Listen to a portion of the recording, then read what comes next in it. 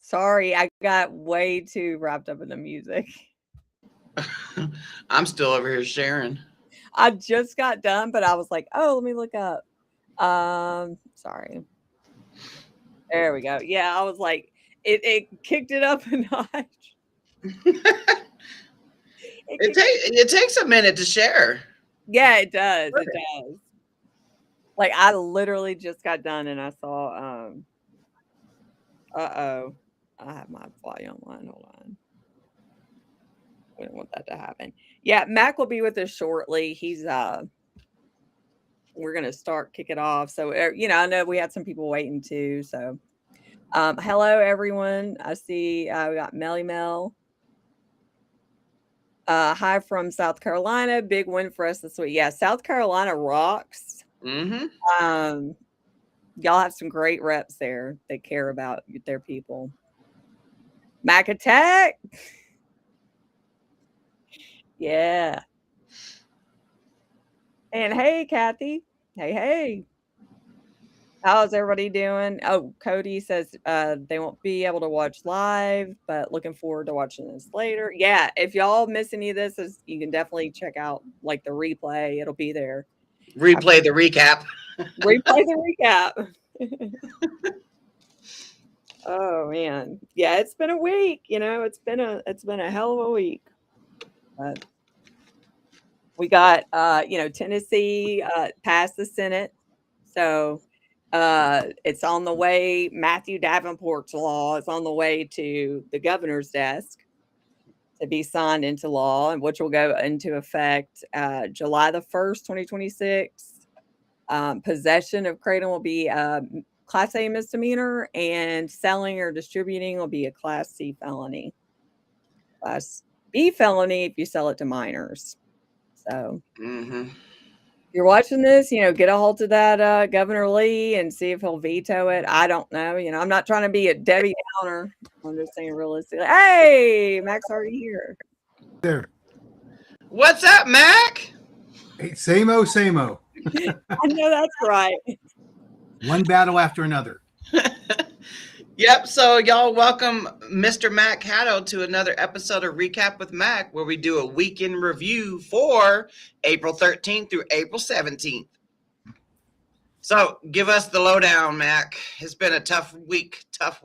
Yeah. Yes, but a mixed bag in this sense. The Kentucky governor has now extended the enactment date of the ban on kratom to next year, June of 2017, which gives us an entire legislative session. 2027. Yes, 2027. To go back and do what should have been done, which is to have hearings and to receive testimony and actually evaluate whether it's a good policy to repeal the existing KCPA, and it'll allow us to evaluate how.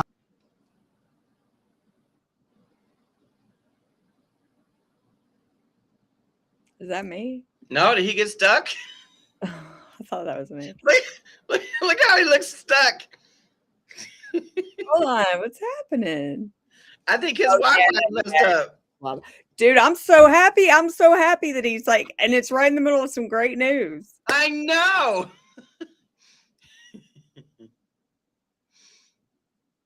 Well, you know what? I know how he feels because my Wi-Fi is up all the time. It looks like he's about to yell at somebody. Never mind. I'm not going to say. Oh, man. He was telling us some good news about Kentucky. What Kentucky's doing is what Tennessee should have done. Right. Yeah, you got stuck, Mac. Well, I think it's the 7OH people. They done hacked into us. I know. Exactly. They're like, you ain't going live today while I'm going live. Exactly. So I don't know how much you heard, but the Kentucky governor did give us that reprieve to allow for hearings and for testimony to be received, and for us to find a way that will strengthen the KCPA so that it addresses some of the concerns of the people that may have supported this ban. But to be clear, this was advocated for to the Senate president by a group that is funded by the White House Office of National Drug Control Policy. It's a harm reduction group. They are completely off base, because what they're doing is, we're seeing this over and over. You get, some addiction recovery center, they come in and say, oh, we're seeing a spike in these kratom-related, admissions. But here's the truth of it, and we all know this, is that you're seeing that spike that correlates with 7OH availability. Yep. That's one thing. There is also a natural increase that's going to occur of people that are not responsibly using kratom products because of the growth in popularity. So the combination of those two things then falls on the so-called reports. And the key is, what is the treatment methodology? Because if you're a kratom consumer, and let's say you've abused kratom, or let's say that you have taken a product that is inappropriately spiked, not with 7OH, with metrogenine at a higher concentration level than you can achieve with an extract that is using industrial solvents. And so you're going to have a problem. There's no question. But the intervention for a kratom consumer that becomes dependent on it, fears that they're having, little trouble getting off of the kratom, or has been advised by somebody to go to an addiction recovery center, there's that. But behind all of this, the other part of it is 7OH is an opioid, so treat it like an opioid, because that's the appropriate treatment protocol.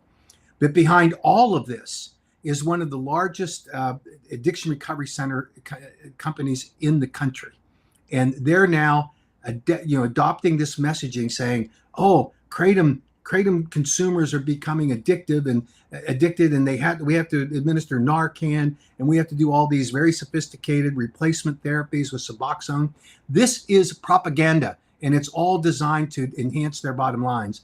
And so that's a new front that we're going to have to address and deal with as we go forward. But great news out of Kentucky. Yeah, that's amazing news. Yeah. That's what Tennessee should have done.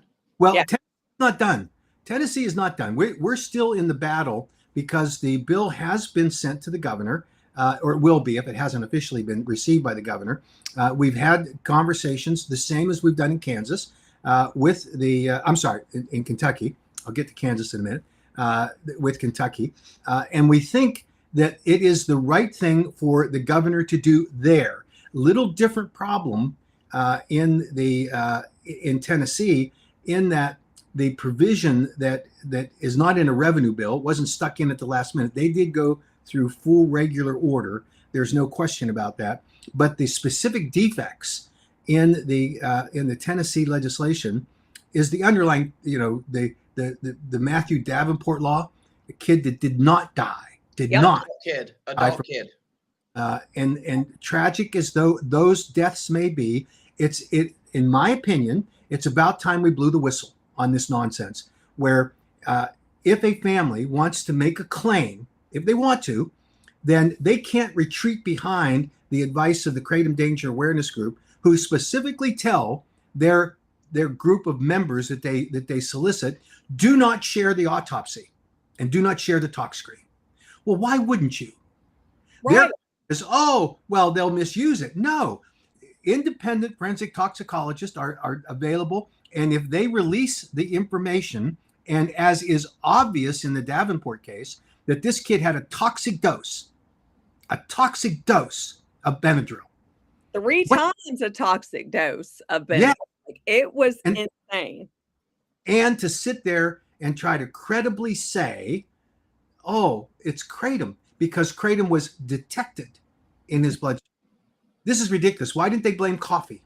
Caffeine gets detected in your bloodstream. This is the kind of thing that we're headed down. And now, when I say blow the whistle, when a family wants to step forward into the public arena and they want to use the grief that they're experiencing because of the loss of a loved one, of course, no person that has any common sense is going to say, we feel for you, obviously. But when you step into that arena, you better be prepared to defend what you're saying. Right. And for Matthew Davenport's mother to say, oh, he died of kratom. And then I hear many of these mothers say, oh, well, it was, they're learning a little bit. They say, oh, this was before 7-OH came on the market. It was only natural leaf kratom products. Yep. Well, one of the things that we have done at the AKA is we have reported a lot of companies that were manufacturing their extract products using industrial grade solvents, highly concentrating the metrogenine itself, right? I mean, there's no way that any responsible review of a death like that would say that's kratom. That is a artificially chemically manipulated with an industrial solvent. That's why we, from day one in our KCPA, said that you have to use FDA-approved food-grade solvents because you can't boost the potency. You're just isolating the metrogenine, getting rid of some of the microbial contamination, some of the other alkaloids, and you're isolating it. That's it. And I have a question. What do you say to the people that talk about how, because OPMS is like one of the biggest AKA, donors and all that stuff. And what do you say to those people that talked about how their previous extracts had like boosted levels? Of what? Of 7-OH or pseudoindoxyl or something. I just remember because people love to argue that. So what I would say is, in every instance where we've received a report, and I'll give you an example. We received a report that was put out on YouTube that they took and tested an OPMS product and it tested positive for fentanyl. Okay. And the person that was making the report did a YouTube video of it. And what she did is she took a fentanyl test strip and dipped it into the OPMS product. That is not the way you don't use the test strip like that. I know who you're talking about.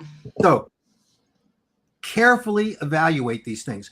We have received reports. We've asked the OPMS people, and not just OPMS, we've had it with many other products. When we receive a report about a formulation issue, we ask the company to evaluate, give a response, and to document, not just say it, document that they're compliant. And in every case where we've had that kind of experience, with the exception of one, not an OPMS product, a different product, we have found that the reports were inaccurate, that they were speculative, they were drawn on, somebody heard something on Reddit or they heard over here from their mom, and went on and on. So we are interested. We want to have only quality compliant products that are safe for human consumption. So that's my answer to them. If you have documented a case where a product is somehow adulterated, send it to us and we'll verify it. And now I should add that we also did independent testing.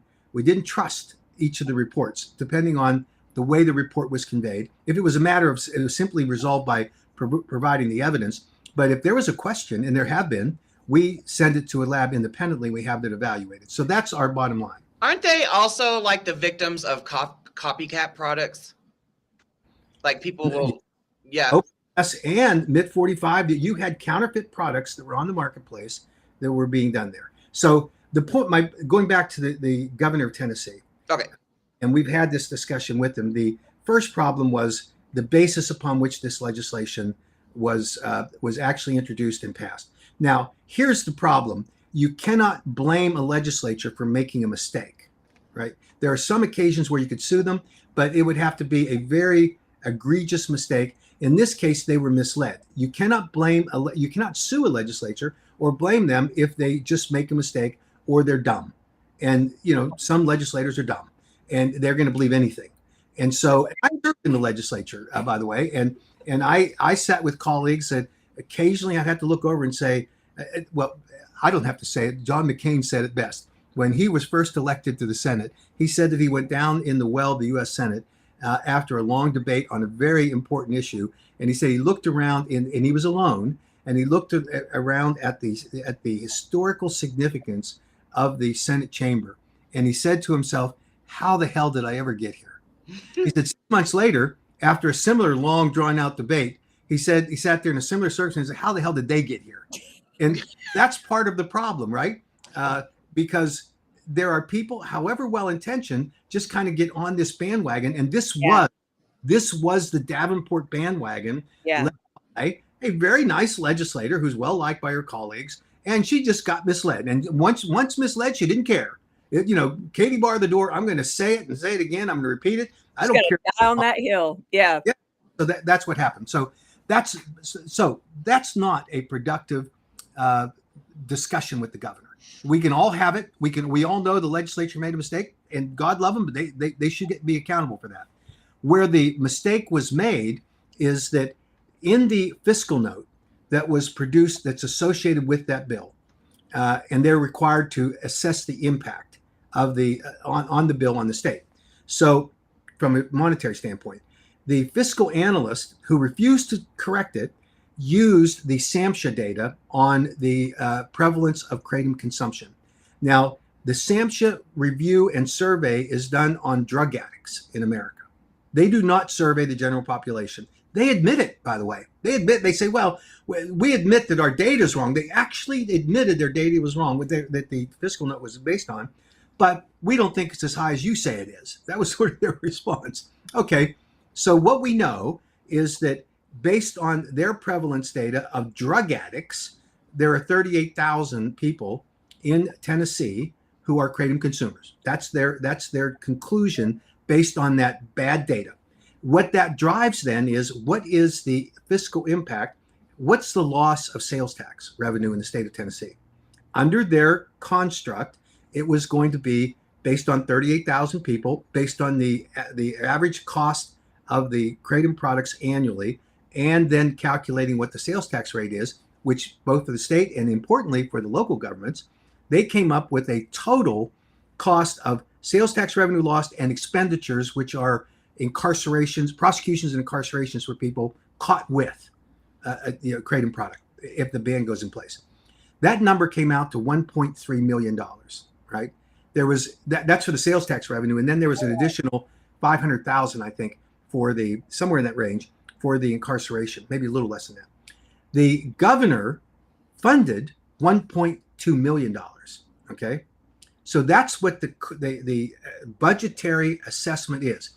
What the governor now has and the staff has in their possession is the fact that a prevalence study that was conducted by Oliver Grunman and a few colleagues, where they surveyed the American consumer public of kratom, and they found that the prevalence was 9.1%, which drives a national level of just over 24 million people, and it drives a Tennessee kratom consuming population of 530 some thousand people, which then, using their numbers, we didn't do anything but apply the number of kratom consumers to the calculations that were done by the fiscal analyst on the impact on sales tax and the expenditures.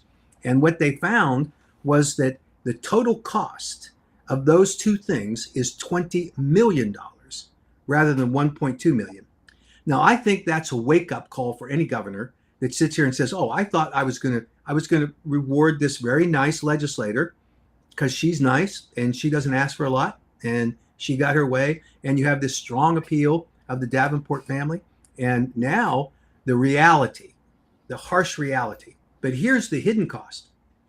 In the fiscal analyst report, they did not account for what Dr. Joie clearly stated in his withdrawal letter in 2018, that if you withdraw kratom from the marketplace, there is a segment of the kratom population. Oh, I don't know. That's that 38,000 people that they identified that were drug seekers and drug addicts.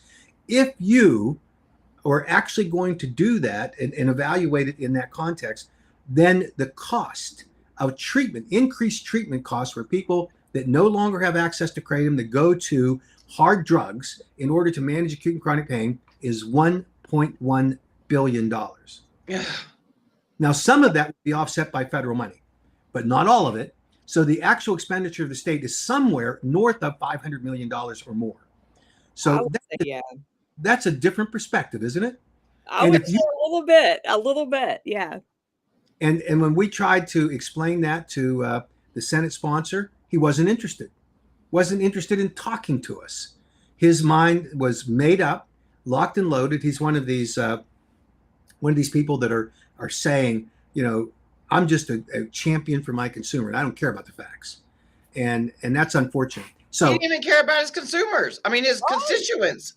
I mean, that's how it felt like the whole process. Not one of the. Well, there was. To be fair, there was a handful of people that listened. There was a handful of people. Yeah, there were. You're absolutely right, Jen. And let me tell you something.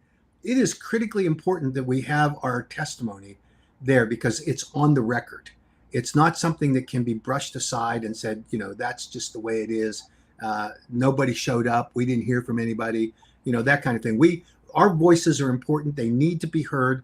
And I know we're going to talk about Nevada, but that was an important exercise, even though we lost, because the record is clear in terms of what's going on now. So now the governor has to make a choice in Tennessee as to whether he's going to foist upon the state this huge fiscal burden.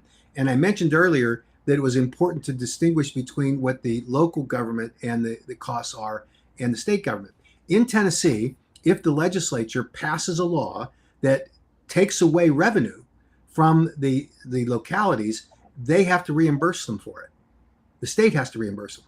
So there is a local sales tax of which there will be a significant amount of money. It's about $5 million that will have to be reimbursed. So it's not just theoretical. This is where there's going to have to be a check cut to these local governments because they passed this Matthew Davenport bill. Yeah. Well, I mean, even like the whole, the whole talk in the Senate, as far as like the Tennessee budget goes, they don't have a whole lot of room, if any, to move around with money here in Tennessee. I mean, even Tiffany here, she owns a small kratom store in Clarksville. She paid over $42,000 last year in sales tax to Tennessee. And that's just her little store. So, I mean, she's right. And this is the part that got ignored. And it was because of the fix was in kind of mentality there. We were viewed as nuisances, just part of the process that they had to, and it got so bad that they didn't want to listen to anybody anymore. I mean, they really shortcutted the process. And what was astounding to me is that I was fortunate enough to get selected to be the one to represent the kratom community. And as I'm sitting there before that committee, and you had the representative of the TBI, the Tennessee Bureau of Investigation, and he came up. I grew up in Pittsburgh, and I don't mean to be crass, but there was be crass. It said he didn't know his ass from a hole in the ground. I agree. I agree completely, 100%. When he says, "Oh, kratom is intoxicating," I mean, I almost fell over. But that would have been proof that it's intoxicating because I had just taken kratom because my hip is killing me. And about 45 minutes. Faces when you told them that was priceless.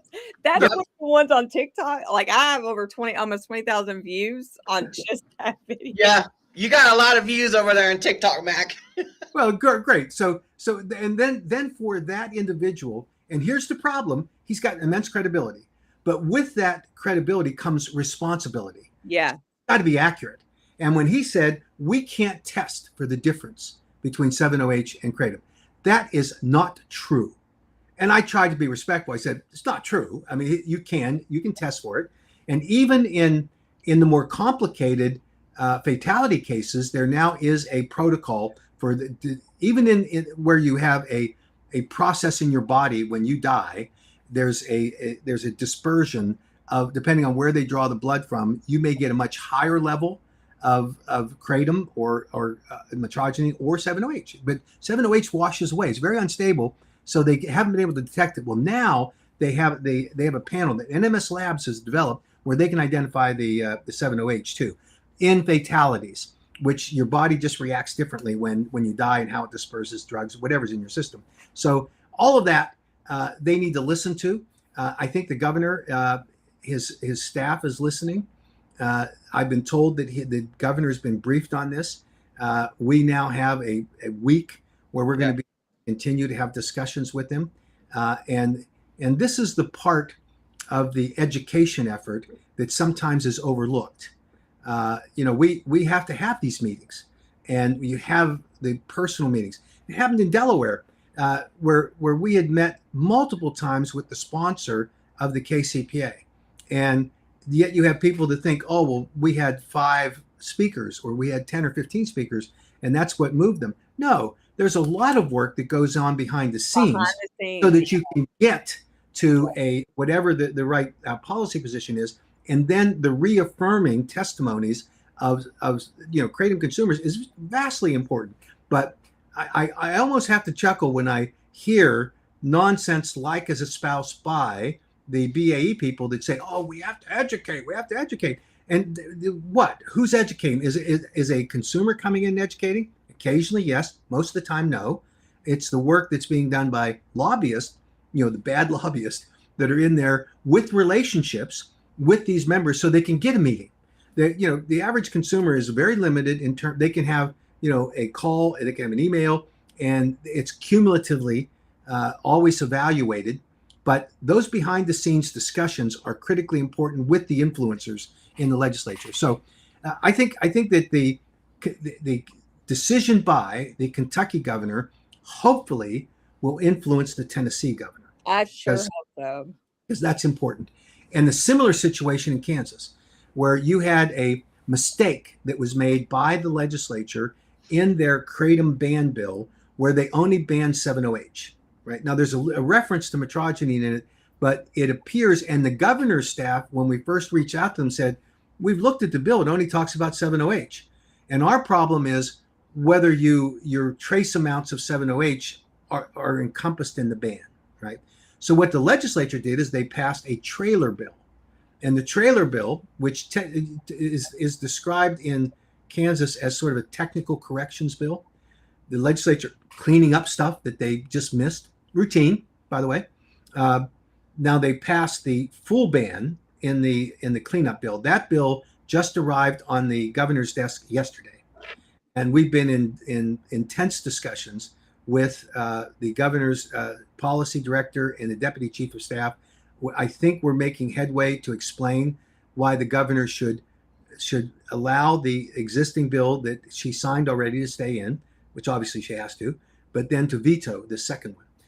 The question is, will they override? In my understanding in Kansas is they're gone. The legislature's gone. They can't come back and override. So the governor has the opportunity to do the right thing.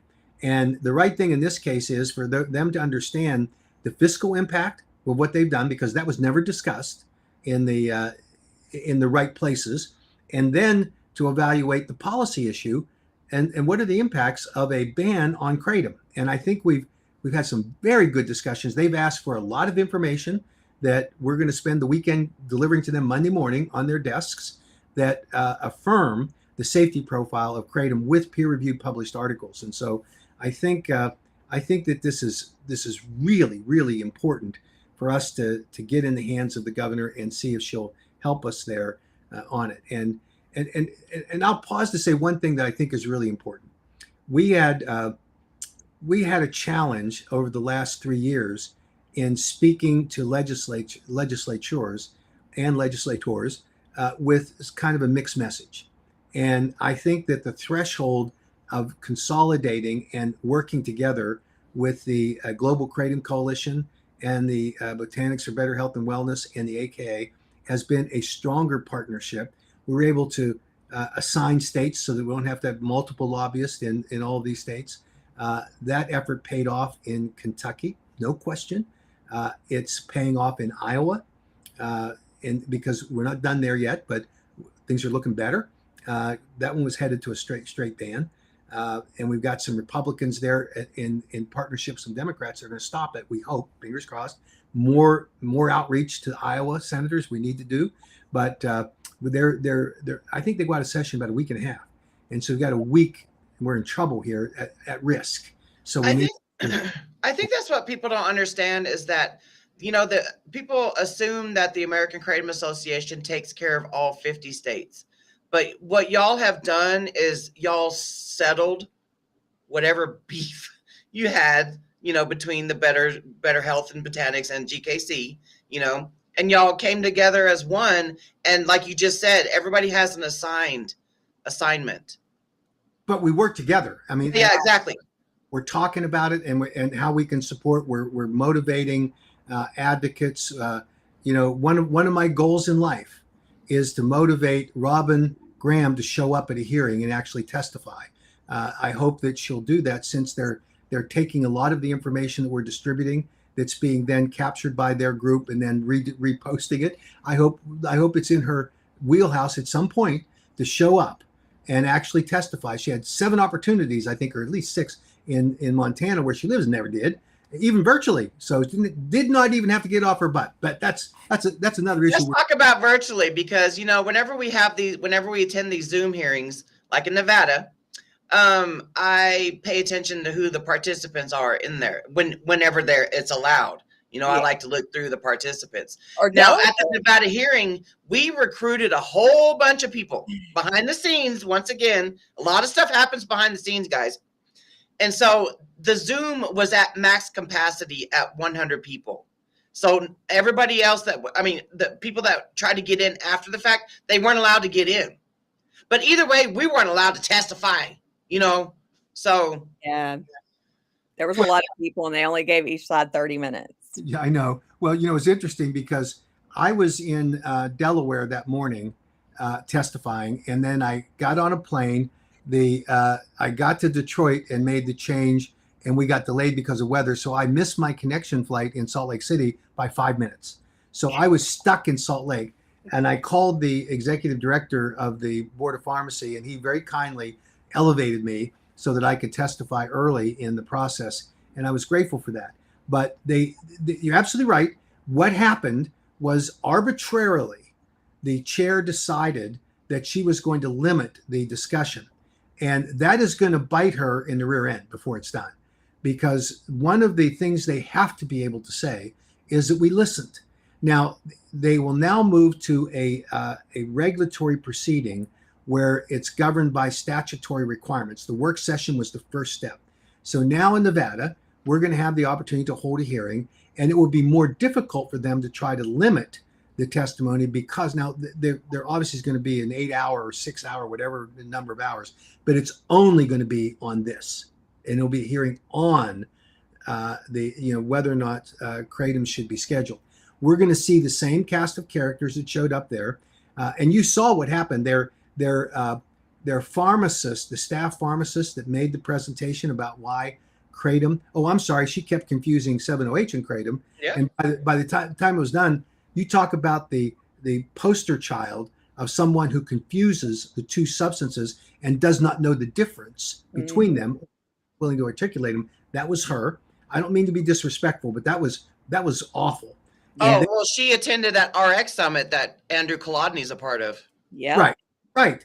And so, and she's not quite as bad, but darn close to the staff pharmacist at the Ohio Board of Pharmacy. I mean, you talk about two people that don't know what they're doing. And then you had and obviously they deemed that person an expert witness. And this tells you how biased it is. They allowed the medical examiner representative to get up there and give her long, extended, data-driven, so-called data-driven presentation. And what did they give us? A couple of minutes. Were we allowed to have an expert panel? We asked. No, you cannot. So that's going to be part of the evaluation of where we get to. If the Board of Pharmacy decides that they're going to recommend scheduling, it has to go to the legislature. And one of the arguments that we already have, and I'm sure we will have after the next exercise, is the unfairness of the process. Because we had experts that were willing, able, and capable of being there. And if they give them the same amount of time, it would, for fairness, then you could have a more balanced presentation with an informed Board of Pharmacy. But the chair, this was cooked in her mind. She was the chair through the last two of these exercises by the Board of Pharmacy in Nevada to try to ban kratom. And she's obviously in the camp of we're banning it no matter what you say. And you heard her say, oh, there are people that have said they have beneficial uses and that's fine. We're banning it. Mm-hmm. It's one thing to hold that opinion. It's another and an important difference to be able to demonstrate that it meets the criteria under the Nevada law in order to schedule something. And so my question is pretty basic. What do you know in the state of Nevada that the FDA doesn't know? What in the world, particularly with the biased FDA, that would want to ban kratom if they had any of the evidence and data, if it were credible, that was being presented at that hearing or at that work session in Nevada? So big challenge, and we're going to be able to meet it because the bottom line is that they have to be accountable for what they're doing. And we are going to be there armed with good data. And then when it gets to the legislature, which, by the way, passed a strengthened KCPA bill a year and a half ago and was vetoed by the governor. And so the question is, where are we going to be when we sit before that legislature? Because the governor doesn't get to veto a decision by the legislature as to whether or not they accept the recommendation of the Board of Pharmacy, assuming they send a recommendation for scheduling. So okay, so the next step is, so when you said the next step would be the legislature, or are they going to hold? Okay, so it might be like Connecticut 2.0, where we were sitting on that live stream for like 8 hours that day, where 90% of the people testifying were positive comments. Like 400 some people, I believe. 400, yeah. now, Is that what's going to happen in Nevada? You're exaggerating. You don't know that. I mean, these people, the Department of Consumer Protection in the state of Connecticut heard from their constituents and they didn't care, right? And their answer, they gave a bunch of different explanations, but one of the explanations that they provided to me when I was talking to the guy, he said, well, we had to do what the legislature told us to do. I said, then why did you hold the public hearing? Yeah. Yeah. Why did you say up front, we are required to have this hearing, but we don't care what you're going to say? Why didn't you say that? Why did you sneak it into a different bill to begin with? Right. Well, yeah. And by the way, that was because of the Department of Consumer Protection. They made the recommendation to the committee that evaluates dangerous substances. In the past, it's always been a rubber stamp. Nobody even asked a question because they rely upon these experts that populate the staff in the Department of Consumer Protection and in Connecticut. And so they just accept it. Nobody knew it was going on. They did it the Thursday night, it hit the actual enrollment and in terms of being produced on Friday morning. By Friday night, legislature was over. And you know what? There's another connecting dot that I'm going through right now, because that lady that sat with Dr. I don't even like calling him doctor, Andrew Kolodny at the Florida Symposium, the Asian lady that was there, she runs a treatment center in Connecticut. Now she's banking on the people coming in that, can't get their kratom anymore. Oh, so yeah. there's a dot. So you said the right word, banking, because Yeah. at the core of this, it's the money. And we know that this is kratom represents a threat in the industry that treats people with pain addiction issues. And what they are seeing in that community is a reduction in the number of opioid addicted individuals that become clients. And that's because of the changes, whether you agree with them or not. The federal policy on the dispensing of prescription pain relief medications has been severely limited. And what does that do? It limits the number of people that are, in fact, addicted to those substances. And so you have a reduced client population. And what do they want? They want to create a different environment that forces people off kratom, and then they get into... they want you to slide onto Suboxone. That's right. what they want. Of course they do. And it's like, when the CDC did, because of Andrew Kolodny, whenever he did the whole reduction on the daily MMEs for chronic pain patients, that whether you were addicted or not, that took away the safe supply that you had.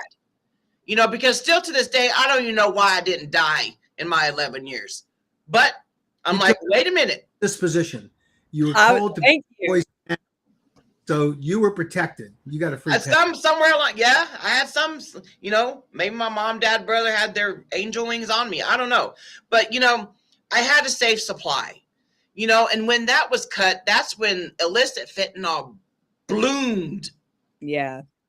And then now, because of what I did in my 11 years addiction of abusing and misusing my pills, now these chronic pain patients who were never addicted, suffer. Just like right now, we're seeing the same playbook. Yeah. We're seeing the same playbook for kratom and 7-OH. So your personal experience was predicted directly by Dr. Zawa, where he said people that are currently being maintained on kratom to address acute and chronic pain issues are going to be forced onto more dangerous substances, and that will lead to the very thing that we're seeing now, an increase in the number of people that need treatment or overdose deaths. And the reality is, as Dr. Volko has said, we should absolutely be preserving kratom as a valuable harm reduction tool that's potentially going to save people's lives. If we can't listen to these people, and who in Nevada has put their crown on, other than Chair Park, and said, "Oh, I know more than they do. Don't bother me with studies or the facts. I know more than they do." And that's the unfortunate part of this. Now, maybe we'll see a repeat of what we saw in the past, where they will be overwhelmed with the evidence and data and the advocates who can speak directly to the impact that kratom has had on their lives. I think and hope that happens. I can tell you that we're going to be there, and what we went through a couple of years ago in Nevada with the Board of Pharmacy has gotten immensely better from a scientific evidence basis for kratom than it was then, and it further erodes any possibility that they would have a credible basis to move to full scheduling. So we're going to be there. We're going to be prepared to do it. We're going to be prepared for the ultimate outcome to be adjudicated by the legislature if necessary. But we're not going to take it for granted. We're just keep fighting as we go forward on this. I do have two questions actually. One, I meant to ask you this when you were talking about Tennessee, but Gabrielle brought it up. If say the governor does, a miracle happens and he vetoes it, can't they still override it with a majority vote? Well, sure. But what they'll have to explain to the governor at that point is, where are you getting the money? Yeah. Because they require, they call this, they stick a lot of bills behind the budget. If the governor put out his original budget, and anything that's not included in that goes behind the budget, and those bills die, right? Okay. So if the accurate fiscal note had been attached to it, not the $1.2 million, but the $20 million, and then adding on the treatment cost, if that had been added, the governor never, and I stress never, would have included it in his budget with his amendment, because he doesn't have the money. It's not like it's a policy choice to him. He doesn't have the money, right, to do this. And so the legislature, if they do override it, is going to have to explain where they're getting the money.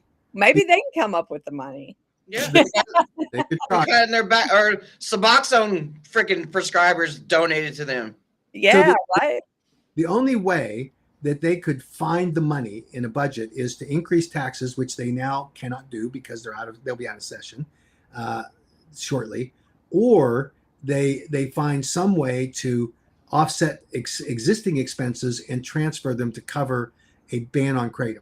Now, from a policy perspective, are you going to take money from let's say some sort of a social service program or education in order to fund a ban on kratom? Yeah. Listen, when we were watching that hearing before the Senate hearing, they were there. We had to sit through I don't know how long, like an hour or so, of them talking about charter schools. When they had that charter schools implemented, I knew it was going to be a failure.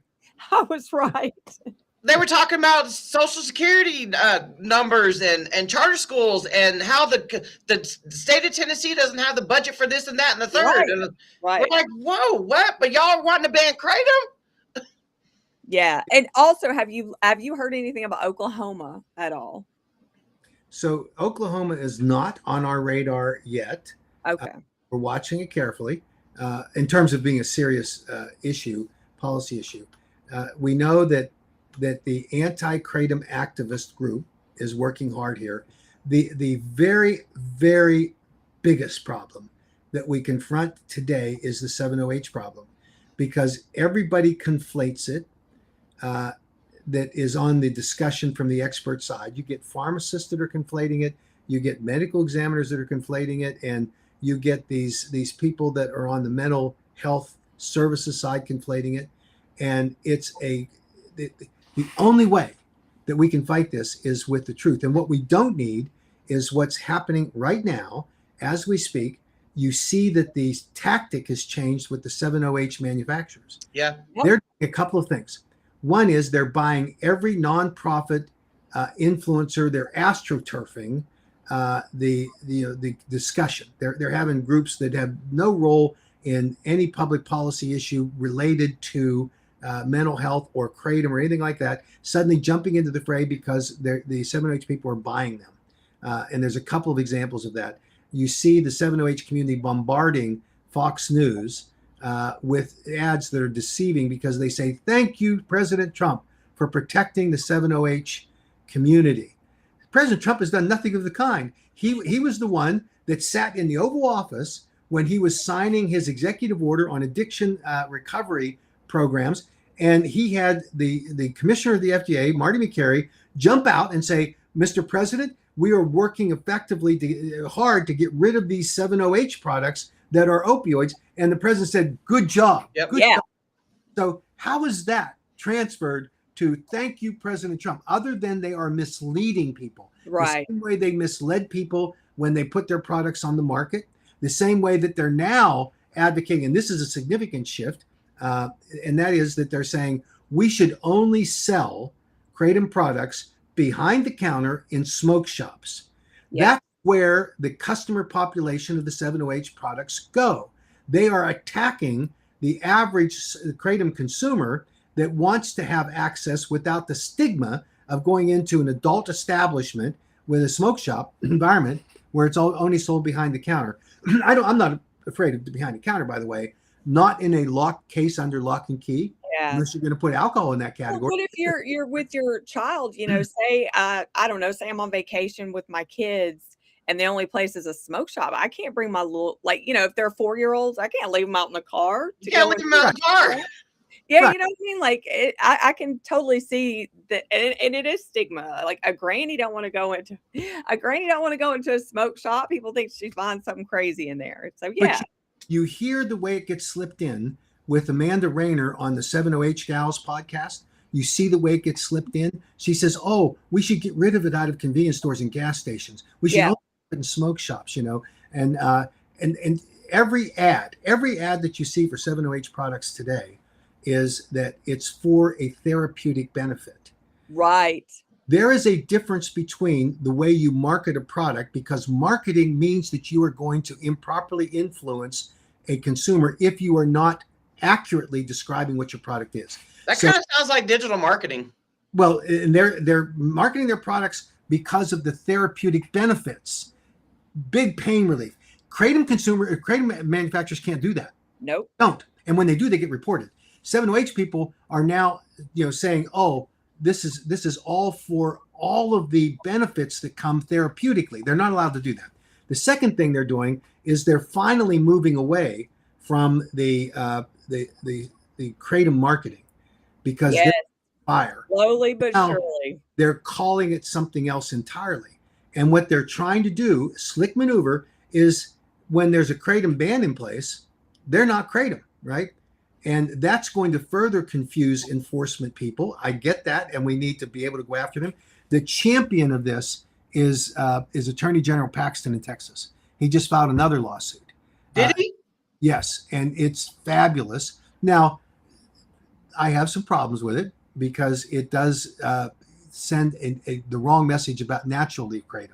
But the specific lawsuit is against 7-OH manufacturers, and it names them, and it gives details, purchases, testing on it, and they're finding that most of these 7-OH products have high levels of pseudodoxil. So it's not just 7-OH. And then you look at these, the MG 15 and 16 products, which are all chemically manipulated, and how anyone can defend those products if you are presenting yourself as an advocate for consumers. So how the 7-OH gals can sit there and say, oh, we just don't want anything banned. We're not going to judge anyone when they say that. Well, do they think that people should have access to fentanyl? Right. Are they advocating for heroin and cocaine? Yeah. I'm not. No, because you've got the advocate for the 7-OH people that's on there with Amanda Rayner. She works for one of these companies that markets, and unbelievable. She says we should get rid of these products that are attractive to children. For goodness sake, look at the products that her employer sells. Now, what the hypocrisy? I don't know what else to say. The thing of it is that platform, that podcast right there, don't even realize it, but they got astroturfed. Yeah, of course. And it was a plan all along. Yeah, they met nice people. I saw Venus in Delaware. I said hello to her. She wasn't real friendly to me. I get that. I know they're upset with me, but you know what? It's about the truth. And if we can't confront the truth, then we're lost. And in this case, we're lost. But I'm going to deal with that in another way, because what can't be done, you can't allow them to continue this nonsense, but to deliberately or even if unwittingly mislead consumers about what the right policy should be. Because the bottom line is we are in these messes in these multiple states because of 7-OH. Absolutely. There's not even a question about that. And the time has come that we simply call them out. And we say, we're not going to tolerate this. You can't masquerade as a kratom product anymore. You cannot say that you are not chemically manipulating these products in such a dangerous way that, in fact, you are creating a class of addicts and people that are put at risk for overdoses, because they are, as Commissioner McCary says, full-blown opioids. They're chemically manipulated. In the case of the MGM 15 and 16, they're wholly chemically made. Yeah. They don't need to plant genetics in line on that. So, and to hear this, in my opinion, the misrepresentations made by Michelle Ross, where she will stand up there and testify, and she'll make these points of kratom and 7-OH are the same. If you're going to ban one, ban them both. That's the new strategy on that. Now their little following comments that to me on in my videos or my posts. 90% of kratom consumers, 90% know that 7-OH is a problem, but every now and then you get those people that are obviously 7-OH consumers, and you can tell them right away, because they'll say, well, 7-OH isn't the problem. This was happening before 7-OH. 7-OH is taking kratom down. Anybody that can't see that is high on 7-OH. Yeah. Yeah, and the thing that is distressing is that when caught in an obvious contradiction in public policy, the likes of Michelle Ross will say, we're not doing that anymore. When confronted about whether or not they were selling sublingual strips and dissolvable tablets that sublingually affect and go right to the bloodstream, she goes, we're not selling those anymore. That's inaccurate. After she said it in California, I went out and bought them. I received them. I told you that I ordered them and had them sent to the American Kratom Association offices. They don't even care. And I got them. And they are on the market today. And yet when confronted, and this is important from a public policy perspective, when she's sitting in front of a group of legislators or public policy makers, and she said, and they say, what about this? She says, oh, we don't do that anymore.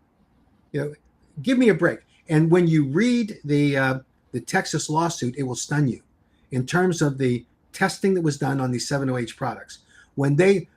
Even if you believe Vince Sanders, when he testified in Rhode Island and in Massachusetts, Rhode Island, he specifically said 28 milligrams should be the level of a serving size. That's what he said. when you look at the 7-OH products and the testing was done by the Texas Attorney General, you're seeing levels that are twice that. And kratom products are being sold in America today. Can you send me that lawsuit later? I will. Yeah. You know, I'm going to go through that like fine tooth comb. Good. So there's our challenge: is how do we properly address with accuracy the real serious problem that 7-OH presents to consumers, and if you are an advocate for the businesses in the 7-OH arena, that's different, and that's where some of these advocates get misled, and they're actually advocating for the right of a company to manufacture a product that violates existing federal law, which is very straightforward. You'll see this in the lawsuit. You have to have a reasonable basis for safety based on labeling, conditions of use. They don't have it, and they admit they don't have it, and they don't care. And so it's all about, well, it's, A, it helps people, they claim, and B, you should have the right to do whatever you want.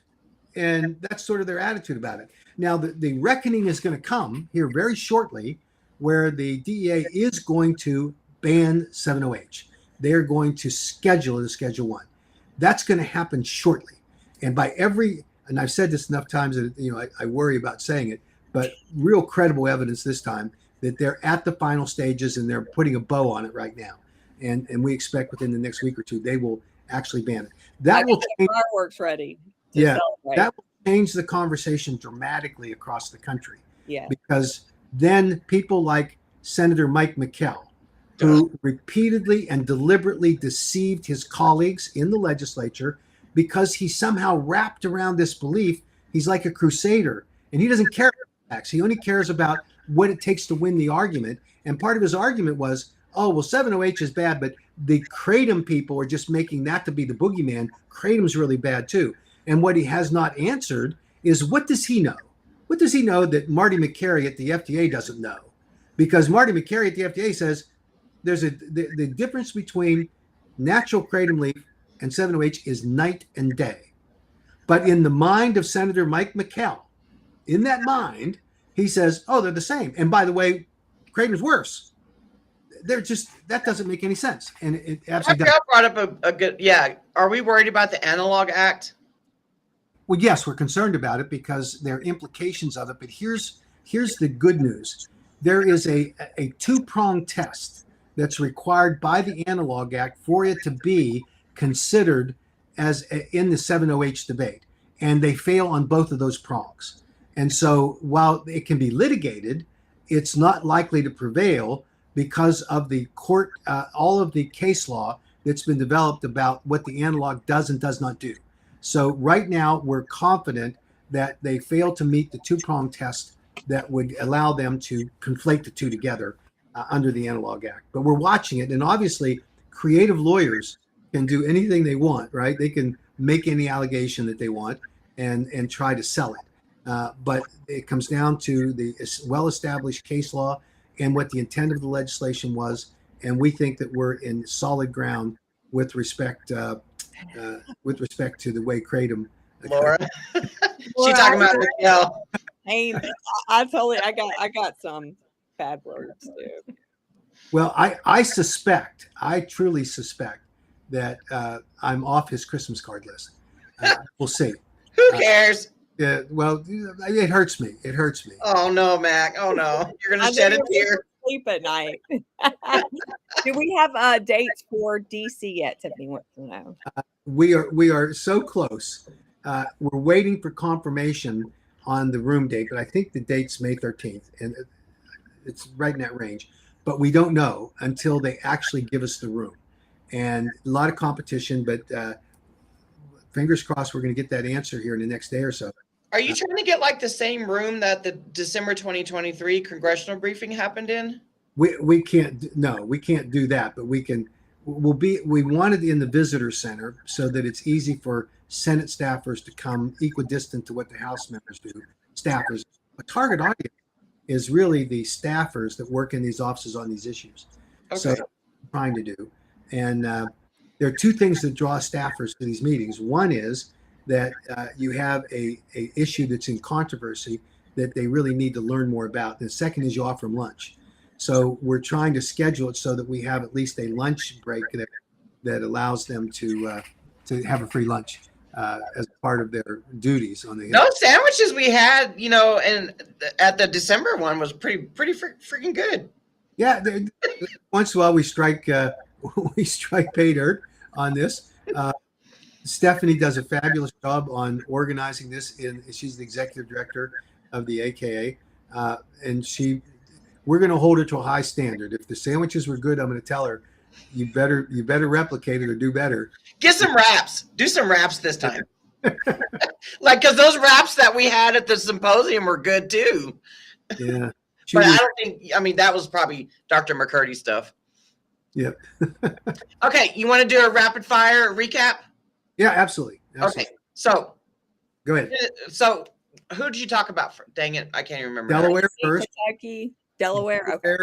The bad news is that the sponsor of the ban bill, which her bill died, she refiled using a rule. We're going to fight against that, but we're on track with an amended KCPA. Our sponsor, Representative Ross Levin, great person. She's agreed to look at the recommendations we made. So I think we're doing well there. In the state of Kentucky, we have an extension of the effective date until June of 2027. Lets us get through a whole legislative session to make our case. In Tennessee, we're hoping the governor will veto it based on the defects that are in the bill going forward. In Kansas, we're hoping for a veto on the second trailer bill that would expand the current ban from 7-0H onto all metrology. In Iowa, we're looking at a group of a coalition of all Democrats and 5 to 7 Republicans that say they're not going to vote for a ban bill unless it includes a regulatory framework for natural leaf kratom products and extract. So those are the hot issues. We got South Carolina, where I think we did pretty well in terms of advocates showing up, and so I think we're doing well there. In North Carolina, we're going to start that process again. In Rhode Island, we have a bill by Representative McGaugh that we're fighting hard against. I think we're going to win that battle because she's just punitive to the kratom industry and to the kratom consumers, and she sometimes mixes the two together and doesn't see the forest for the trees. We're pushing ahead in a bunch of other states, obviously. The Board of Pharmacy in Nevada, a very bad decision, expected. We're going to now go to the full public hearing where statutory requirements trigger in, and we're going to have a better chance to express our viewpoint on it. So we're going to work there. And here's the bottom line for everybody on all of these things. We're wearing everybody out because there are so many of both state and local bans that are being pushed. And I just encourage everyone to just pull up your bootstraps and let's keep fighting here. I know it's a hassle, but we need to do it. We need to be in the fight, and we can't let the others prevail because they get lucky and show up somewhere and we haven't covered ourselves. So that's the bottom line. And I'm glad to answer any specific questions, but that's sort of a recap of where we are. Okay. Yeah, Laura said push Riverside, California, because you know what? We can't figure out, like, Riverside County has an amazing, ordinance, but Riverside City is trying to do their, I don't know. Before I paid attention to any of this legislation stuff, like how the steps, how the processes are, I always thought that the county ordinances were override city ordinances. No. Well, we learned that San Diego City banned kratom back in 2014 or 15, and so it's the San Diego County proposed a ban to mirror what the city had done, and we beat it. And they agreed, that the city acted improperly. We've not been able to get the city to reconsider, even though that ban, really shouldn't be there. So each jurisdiction has their own authority. Some states it's a little different. I live in Virginia, and they have what they call Dillon rule state that only allows the localities to do what the state can't do or was unwilling to do. So anyway, it's a very important issue. We just need to fight. In Mississippi, you see local jurisdictions can ban it, even though the state has a KCPA. That's why one of the priorities that we're going to have with our newly introduced federal KCPA will be federal preemption, which says states cannot adopt, and any existing bans are wiped out based on this regulatory structure that we're proposing. I love that. I freaking love that. Makes it more difficult to pass, but it's a challenge we're willing to take because we need to protect access based on good science to consumers. If you guys have questions, drop them now. Mac can be with us probably for like another 5-10 minutes. Is that right, Mac? That's true. Okay. So if you guys got questions, drop them in the chat. Light them up. Light them up. I also put Governor Lee's info in the chat too. So if y'all want to go give him a ringy ding this weekend and tell him to look over that bill. I called him last night, and every day I send him 3 emails of the same email. So I'm counting them. So hopefully, but yeah, let him know that we're all eyes are on him. I hope. Yeah. I don't know about the second bill call. Yep. I saw someone. Mac, are you able to see the chat too on your side, on your end? Well, I'm watching. Keith has something up down. We absolutely need that. That's all I see. I see that. Oh, okay. Here we go. Thank you, Mac, Jen, and Misty. Oh, you spelled my name right too. I agree with the last 2. Thank you. Do you think North Carolina would be influenced by Tennessee? South Carolina. I mean, their last one was pretty good. Yeah, it was, and I believe we've been working so long in North Carolina. I think that there will be less influenced by Tennessee than they.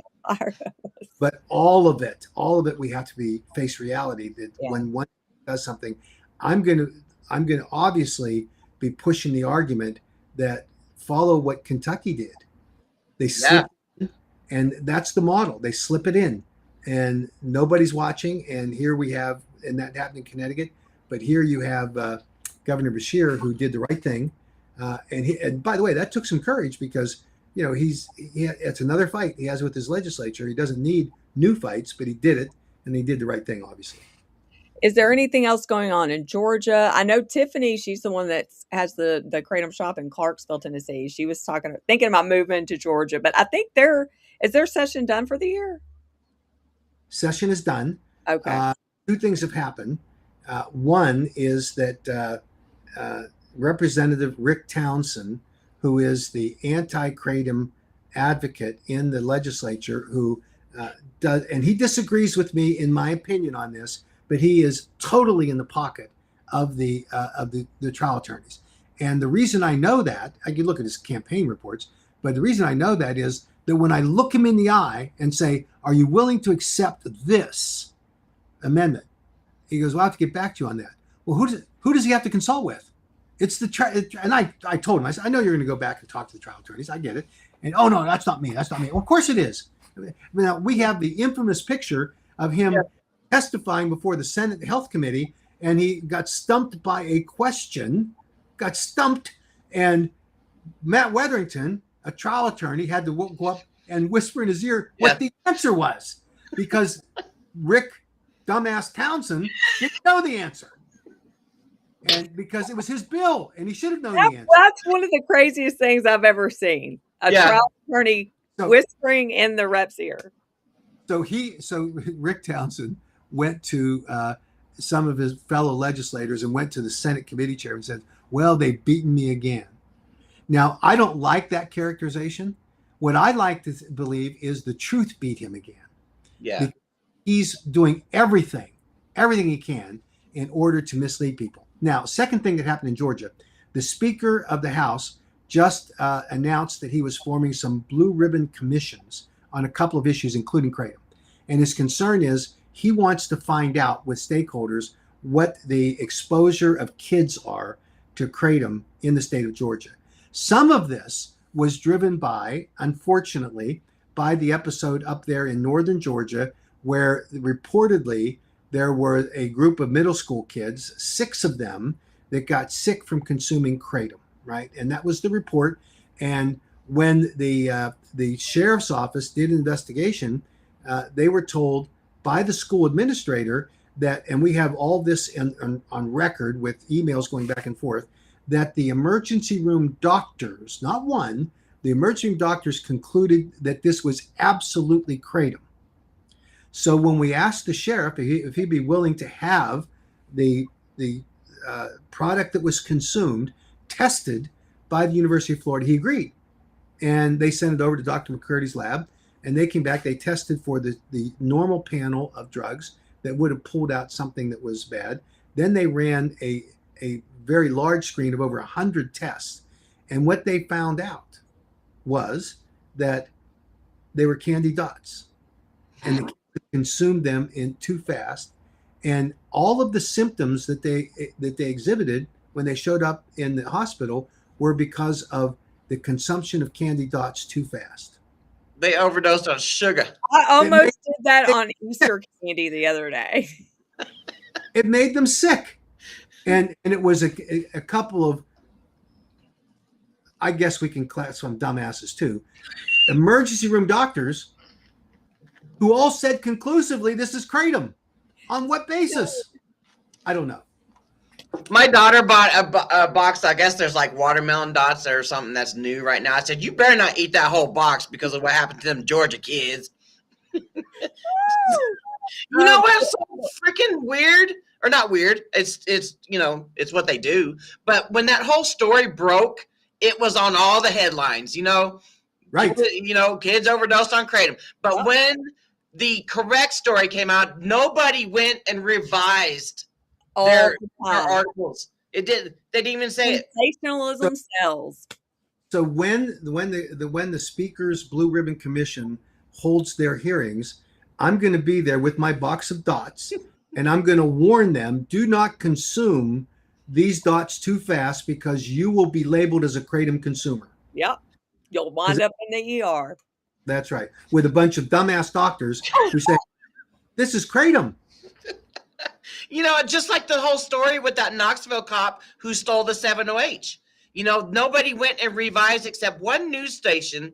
They went and revised the story, telling the correct story. He didn't steal kratom. He stole 7-OH in uniform, on duty, When you're addicted to 7-OH, that's the problem. That's the behaviors you expect. They are, in fact, consuming an opioid. Yeah. So the kind of behaviors that you see by people that struggle with those see with 7-OH. That's a fact. And that councilman too. I forget what state it was. It's somewhere over there by you, Mac. Are you stuck again? Oh, he is. I was about to ask him these two questions. Freaking Wi-Fi, or like you said. We're getting hacked again. That's exactly right. You see, as soon as I start criticizing the 7-OH, then we get zapped. I mean, do I have the basis for a conspiracy or what? Okay. So Laura wants to know, do you think a possible Tennessee lawsuit would have a chance? So it depends on the standing for the case. You can't sue a legislature for being dumb. But if they violated some procedure, it really is fact dependent. And so we're just going to have to see, but it's possible. And the latest on Michigan. Thank you, Mac, for all you do. Well, that's kind. Michigan is an interesting thing.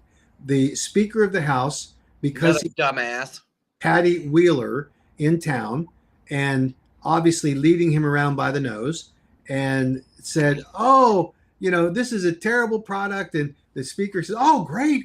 So he knows that we have a KCPA bill that was going through the committee structure. He calls our sponsor, who now amazingly has become the biggest critic of kratom in the universe, Representative Catlett. Really unfortunate, but he tells Catlett, "You're not doing that. We're going to have a ban bill." So Catlett becomes the sponsor of the ban bill, and so they invoke a little used rule that rarely is used, where the representatives have to be in their seats and they can't leave until the vote's taken. And so you had the Speaker up there using his power to keep people in their seats, with Patty Wheeler, who was glaring at them, overseeing the whole proceeding, sitting on the floor of the House of Representatives. You and I can't do that.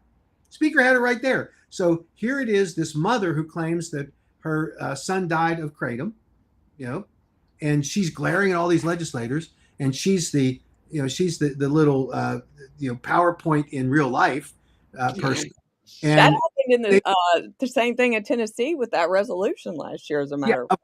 of course. And she's now got a viewing down in Florida of her movie. She did it in Utah. So this is she can't sell, as I understand it, the documentary to Netflix, which she wanted to do. So now she's just going on a little tour around the country with these things. And that's fine. She's allowed to do that, but it's not a factual representation. One of the problems with documentaries is that they take so long to produce that by the time they're produced, if there's been intervening evidence and data, including something like an FDA dose finding study that might derail what you've said, it's not particularly accommodated there. So anyway, the Michigan situation is that the bill is now over in the Senate, and it's my understanding, based on discussions with various senators up there, that they're not big fans of the speaker himself. They think that the kind of tactic that he used in order to get that ban bill passed is something that is anti-democratic in the views of some senators who are really smart people, by the way, who think that, as opposed to the dumbasses that were in the House that put up with it. So you have smart senators who are saying, you know what, that's not the way we do business here, and we need to actually do it better. And they also have some issues that, and this is, by the way, very common, where between the houses. So you can have conflicts that exist between a Senate and a House. And this has become a flashpoint between the Michigan Senate and the Michigan House. One of those issues that's been elevated, perhaps far higher than it should be, but because of the tactics that were used. And so I think that the Michigan speaker is going to have a hard time getting through what he's doing in the way that he did it. And we're hopeful that rational people will prevail here. Make a documentary on that. Yeah, Right. So many of them around the country. Let's do the documentary with Mike McKell. Yeah. KSL Radio says you got to give credit to the Mayo Institute because they've done some really good research on kratom. They haven't spent one penny on kratom. And has he ever come? Funny when they bring up Mayo. And then he holds up his phone. Oh, that was great. Here's my documentation right here. Yeah, I know the representative asked me about this, and that was funded by industry. And then at the end of the hearing, well, just so everybody knows, I just texted her. I've confirmed. My phone confirmed that it was funded by industry. That was a lie. No, it's a compounded lie, by the way. It's enough to say. And because he says that, KDA goes around, because Dr. Jack Henningfield showed up in Nevada. And, because McKell says that, they go around parroting that same phrase that, he's funded by industry. Mm-hmm. Yep. So the 7-OH industry is astroturfing with every one that they can buy in this space. The KDA people are out there. Where are they getting their money? It's from I don't know, the trial lawyers. Mm-hmm. And I suspect now, based on what we're seeing, is from the very large addiction recovery centers that view kratom as a threat to their business. Mm-hmm. So, by the way, they are entitled. They're entitled to make their advocacy pitch, but they at least have to be credible and tell the truth. They can have a strong position. They can identify areas of disagreement, right? They can, and it's appropriate. But it's like I think it was Daniel Patrick Moynihan, U.S. Senate. He said, "You're entitled to your own opinion. You're not entitled to your own set of facts that you make up." That you make up. Yeah. And that's just unfortunate. And Laura Romney just said something that's very important. She said that McKell's really ticked off, and he is, because what the KDA won't acknowledge is he wanted a full ban, ban, and he didn't get that. And now we're going to be able to do next year what we will do in Tennessee, we'll do it in Utah, to educate these legislators about what the truth is. And outside of the compressed time frame in a legislative session, we're going to be working during the interim to give them more information. We have a booth and what's called a learning hub set up at the National Conference of State Legislatures, which is holding their annual meeting in Chicago this year. and we're going to be making a presentation to any legislator show up. And last year we packed them in. This is a hot issue. It's hotter now, and so we're going to be, I don't know, telling them the truth. And so that's an important part of this experience. Now, I can tell you that we had, I think, 80 people in our Learning Hub last year. Now, using the math, these are 80 legislators, using the math that equations that Robin Graham uses, that means that there were about 800,000 there. Because when she was asked by Dan Pitta, who's a nice fellow, believes in sort of this open view about whether 708 should be available, he asked her the specific question last week on their podcast and said, wasn't there 150,000 or 200,000 people at the rally in 2016 protesting kratom? And Robin Graham, who purports to be one of the big organizers of that event, do you know what her answer was? She said yes. What? There were 200, maybe a little short of that, 200 fabulous advocates that participated in that rally. That's a lot of people, though. Yeah. It wasn't 150 or 200,000 people. And so there's a math problem here. Yeah, that's a big math problem. But in order to gain credibility, my opinion on this, she had to say that. She can't stay with the facts and the truth. Say, no, Dan, actually there were 150 or 100, almost 200, and they made a huge impact. We got tremendous press out of that. It really highlighted, and then to go visit people up on the Hill, that was a fabulous event, but it discredits it. Yeah. When you say to someone who asked a legitimate question, wasn't it true that we had 150, 200,000 people? And why did Robin Graham say that? Because her narrative is, we don't have enough advocates anymore. No one's coming out, and so we need more. Well, I would like to say, Christopher, I'm so sorry. I can't ever say your last name good, but he's saying advocates are showing up state to state, new faces we haven't seen before. I can't tell you how many people I've connected with this year in Tennessee. Amazing people. I mean, it's great. I'm so glad I got to meet so many more people. And I know that y'all are going to help me next year by going and educating these legislators before. See, that's what we do as advocates. Just by us getting on social media and telling our stories or having people stay up to date about what's happening in these hearings, which is why, we post that up, Yeah. But our hope is to inspire somebody else and connect people, because you can't make somebody advocate, right? But what you can do is have them see what they might be in for if they want to just randomly show up at a hearing one day, which happened in Anderson, California. Someone follows me on TikTok, and her and her husband went to California, Yeah.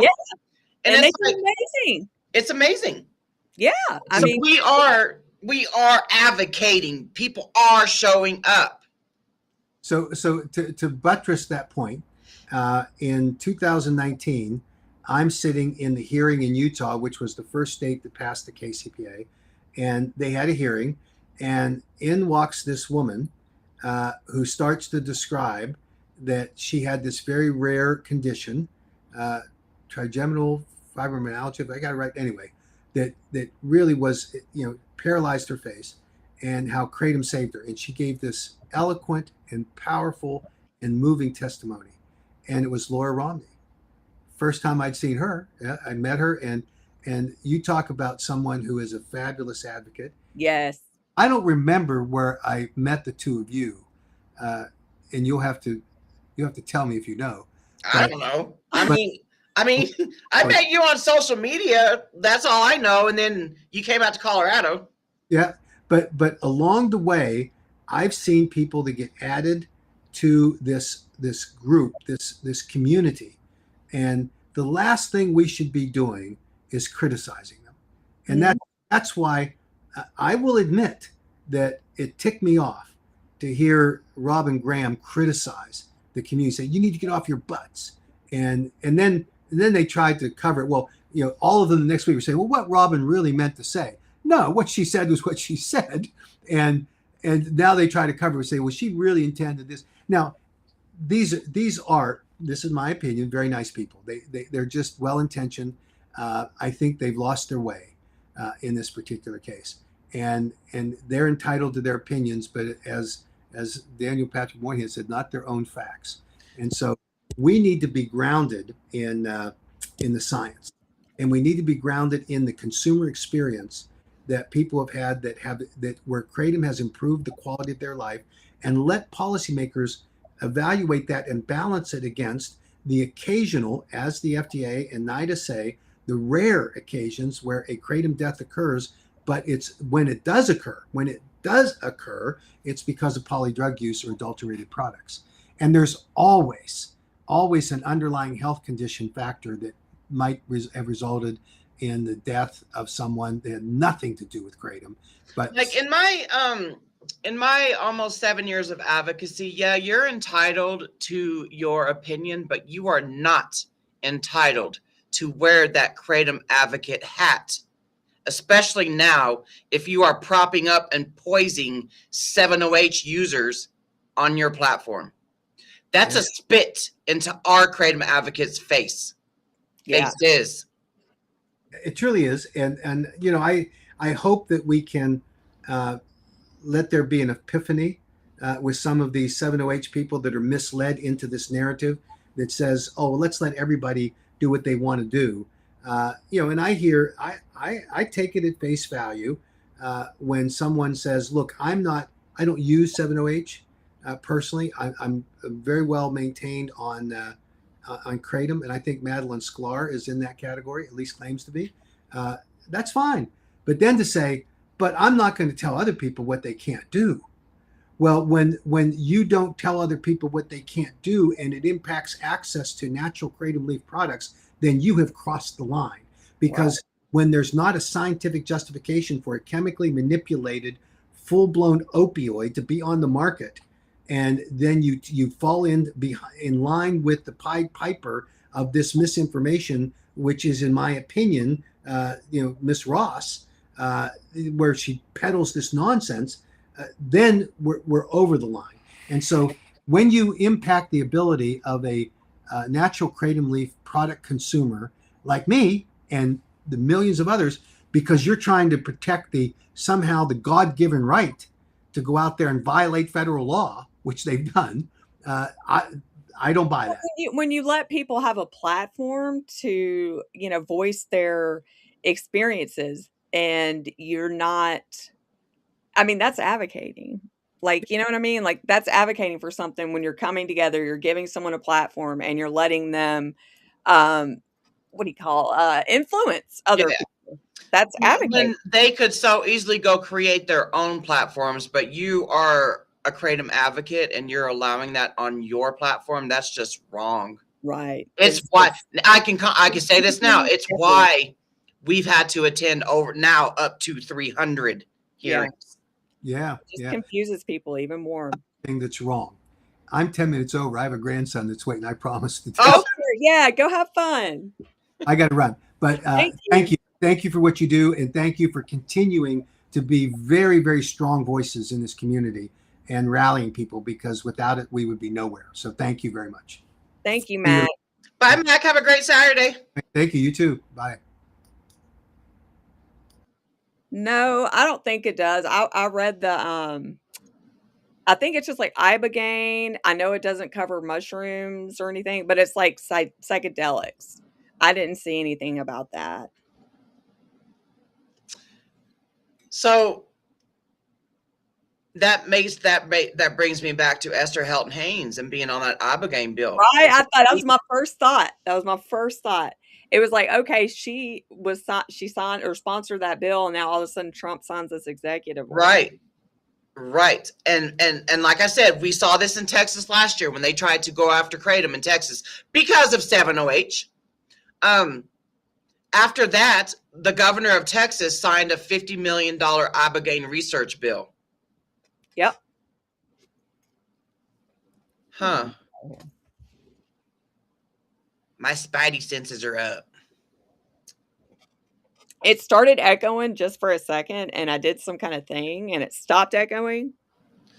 Well, So I mean, hopefully we always clip this up after we're done here, so hopefully the echo doesn't happen, or when we rewatch it. Well, thanks everybody for coming. Like, we appreciate y'all too. I appreciate everybody asking, because a lot of questions I totally forget until y'all come in and ask them. Yeah, I exactly. totally will forget. So there's hope in Kentucky. There's still hope in Tennessee.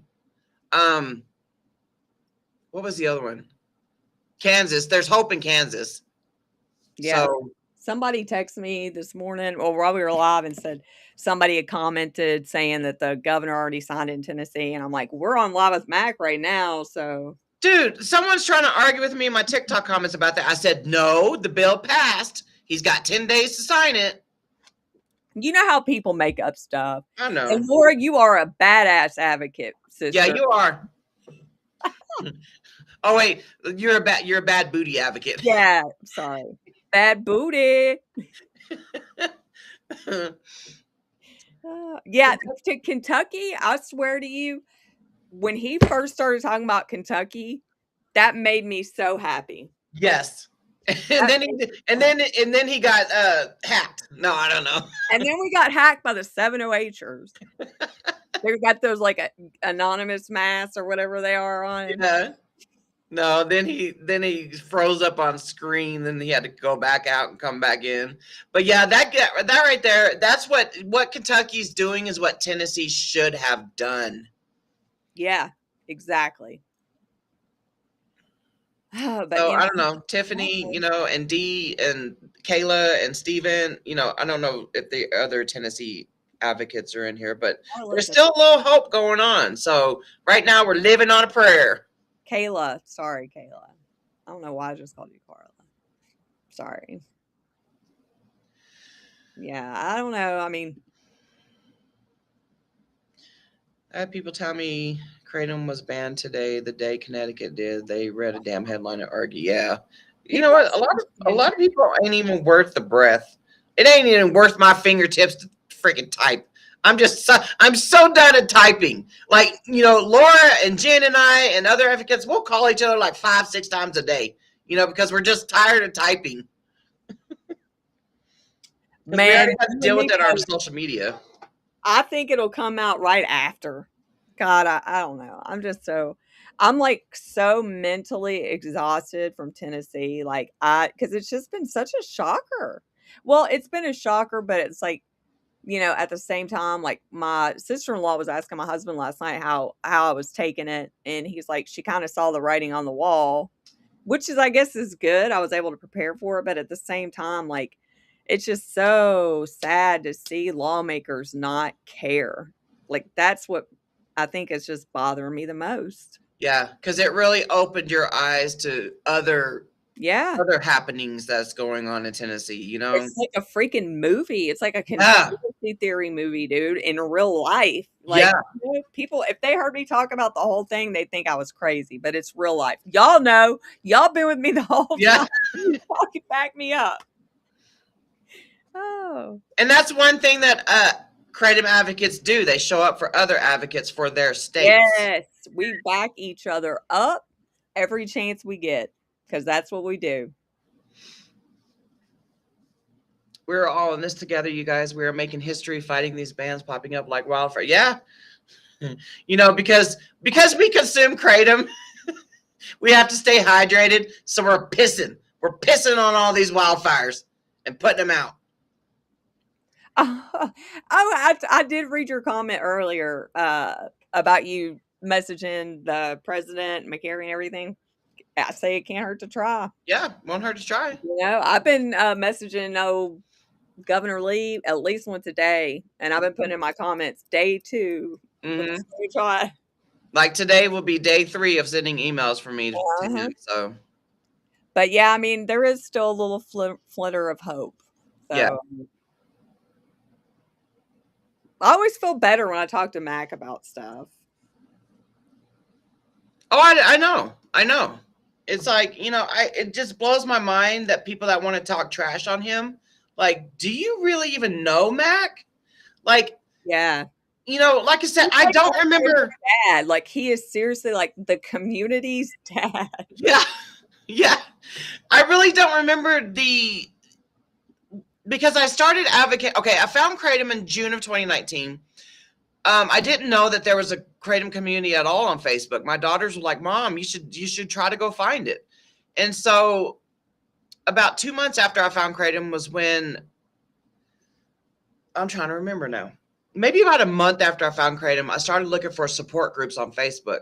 And then I kind of stayed in the background, and I was just enthralled with all the comments, all the posts, all the research, Yeah. And so then I had created my own Facebook group about in August of 2019. And then I don't remember the intersection of Mac and the AKA finding me via my public social media posts that I would put on, because after 2 months of me finding Kratom, I was like, you know what? I'm going to shout this from the rooftops. The world needs to know what I went through, what I'm going through, and what I am today. Right. That's why I keep telling you guys, post on social media. Use your social media platforms as your gateway, to your testimony. Get it out there to the world, because you never know when someone will accidentally see your post or your videos. That's happened multiple times with us over there on TikTok. Yeah, it's like on TikTok, you always like, dude, I don't know what it is. Like, their algorithm makes it where you just find like your people. It's the craziest thing I've ever seen. Yep. Yeah, Tiffany, I hate that because, like, especially if you just started feeling at home in Tennessee, like I'm just like devastated because, like, this is my land of my forefathers, man. I mean, Yeah. it's just, I mean, I wish that there was a way to just clean the house and get new people in. Yeah, Alicia, I agree with you. That's especially KDA's game plan, but I don't know what they must have been high or drunk or something, thinking that they were going to come up out here and publicly talk about their adult kids' deaths and not get any pushback or resistance. Like, you freaking That's rule what? number one in Fight Club. Yeah. I should watch that movie. I freaking love that movie.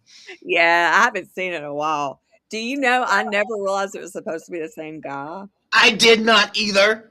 Okay. I did not either. That was one of those turns. Like, what? I was like, are you serious? I'm still struggling figuring out the new stuff on TikTok, but had stuff on Facebook.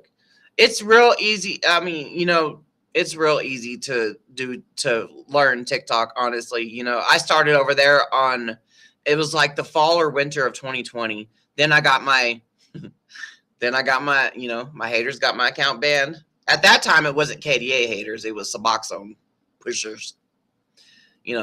How dare she get up here and tell her story? How dare she survive without my medication?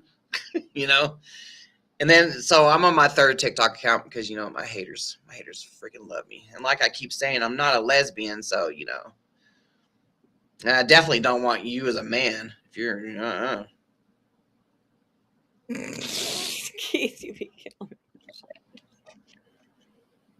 What Keith say? Yeah, exactly. Adult. And that's the common theme too. Is just men. Yeah. Oh, dude, Jordan, man, that dude is such an empath. Yes. I think he has literally felt all of us in Tennessee. Like, he has felt our energy. Like, It has destroyed him. Like, I know that he feels it. Like, he's a real big empath. And I love him. Yeah. He works hard. He truly does. And he works hard at differentiating between chemical and natural. All the time. Gets hate all the time. Am I echoing to anyone? No, you briefly were, but. What the hell? Am I echoing? My neighbor's friend just tried Kratom yesterday. She says it's a miracle. Oh, my neighbor tells the world about Kratom. I love that. I freaking love that. So let me tell y'all a story. So yesterday, my daughter works with, I don't know if it was like her daughter's colleague, her daughter's coworkers, somebody in their family or a friend or something like that. Anyway, this lady is on the verge of committing suicide. On the verge.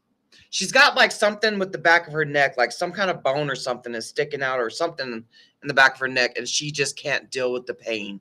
She can't deal with, and I said, Ariana, I said, Kratom, tell her right now. Tell your friend right now, Kratom. She said, will you talk to the lady? I said, yes, I'll talk to the lady. Yeah. Anybody should try Kratom before they're on the verge of committing suicide. Absolutely agree. Whether you're suffering through addiction, chronic pain, mental health, try Kratom before suicide. I should put that on a shirt. Yeah. And Keith, yeah, he man, I guarantee you he's broke down a couple times. I think his wife is kind of like trying to like make him walk away sometimes to take a break. I would if it was like mine. Like, it's just, it's hard. It's hard when you are connected with people and you see them struggling and you see them sad and you want to, and you are fighting for them, but there's nothing else you can do. I mean, just like, it's just hard. Because they're trying to wear us out, the 708ers and the freaking KDA, and the government, they're purposely trying to wear us out, but we got to know how to know when to take an advocacy break. Yeah. What tells me to take an advocacy break is when I start snapping on people. Yeah. Like the bit, I go by the T-bish, then it turns into the T-bitch. And when I go on bitch mode, then I take a break. I'm like, okay. Yeah. They don't need to see that side of me. You know what, Tiffany, right there with you. Well, I was a few months away from being 18 when I moved out on my own. So I can't imagine still calling someone. Well, I mean, I don't know. My oldest is about to turn 26. He's still a kid, but he's an adult. Like, I'm completely aware he's a man. You know what I'm saying? Like, I can't imagine just riding this. My kid died until he's, kid's 40. I mean, come on, dude. At what point are you going to stop calling him a kid? Like, I can recognize my kids are grown men. Yeah, exactly.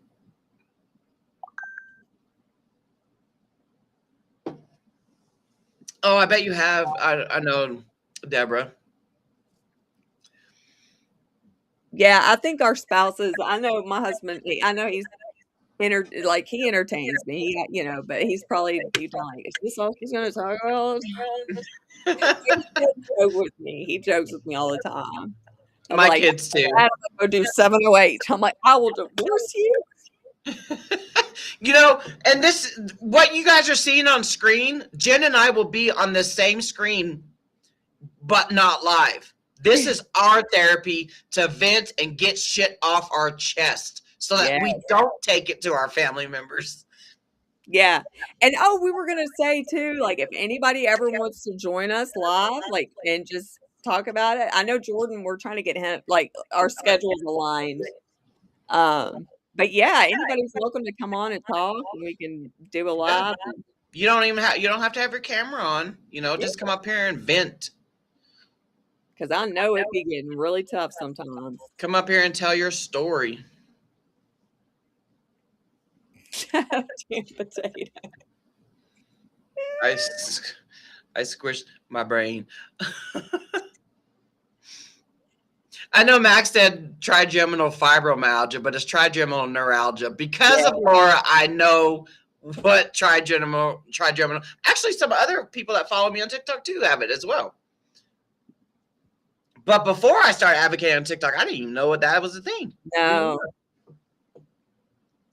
Yeah, mini breaks are like a must. Yeah. Even if it's just like a day or two, like, you got to walk away from it.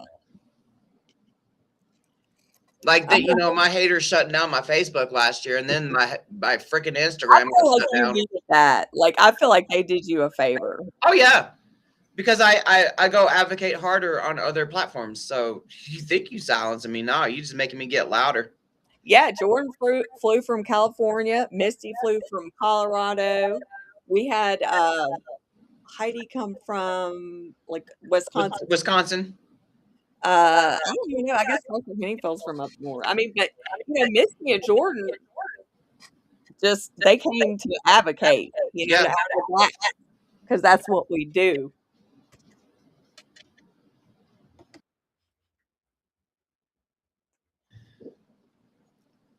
Like they had like never mind. They did have that virtual hearing that one time in Colorado. Kathleen, I would love to participate. I'm one step above computer illiterate. I've had all this I had to learn along the way. I didn't get on social media until 2018. I was still in my active addiction at the time. I found kratom in June of 2019. So I've had to learn all this stuff along the way. Oh, I forgot about your squishy brain. Oh, yeah. I should get one of those too. We all need a squishy brain. Yeah. Dude, it's really not too hard. And, me and Misty are still learning a lot. Like, we're just now learning, like, the whole opus clip thing. Like, Yep. we're learning that together. So, I mean, it's learning process. Yeah, I do. I appreciate every single person that came in. I don't know.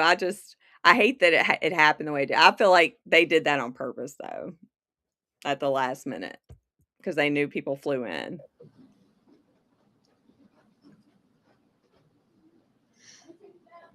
Okay. Good night. Love you. My daughter got home from work. Oh, that's another thing I want to touch on. So this group of people are upset that we go live at the same time that they go live, right? Well, that group of people fails to forget that when we were a part of that group of people, we all agreed on this Saturday live stream. Right. Because of our home schedules. So for us to go live like today or any Saturday, it's because our home schedules allow us to. Yeah, I've got a kid in school. Well, plus we advocate all week going to hearings and stuff, Yeah. And then I got a kiddo in school. I got homework to do every night, or help with.